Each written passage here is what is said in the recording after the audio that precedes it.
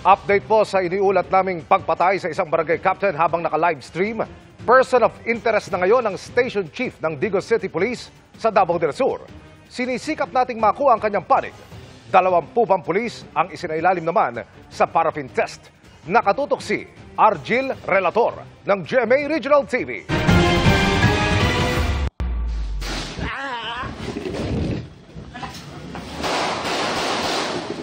Bukod sa mismong live streaming video niya kung saan nakuhanan ang pagpatay sa kapitan ng Barangay 3 de Mayo ng Digos City na si Oscar Dudong Bukol Jr. nitong Martes sa kanyang bahay.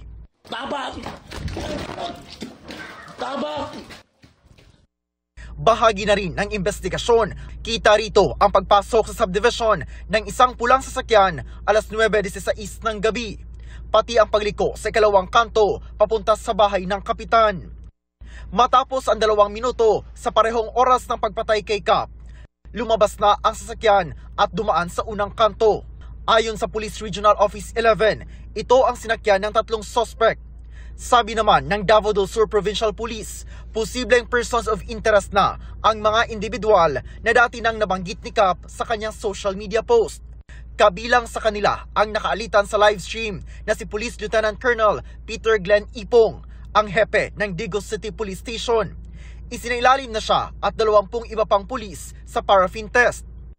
Pati yung lahat ng intel operatives at saka yung security escort niya, pati yung driver niya. So all in all, 21 sila lahat na nag-undergo ng paraffin test. Sinibak din sa pwesto si Ipong upang masigurong hindi maka-impluwensya sa investigasyon. Upon hearing that report, immediately I ordered the relief, for the administrative relief of the Chief of Police. This is to give way to the fair, just, and an impartial investigation sa insidente. So I have already reassigned him to the regional PIHAW. Bahagi na rin ng ebidensya ang mga video at post at bumuo na ng Special Investigation Task Group na mag-iimbestiga.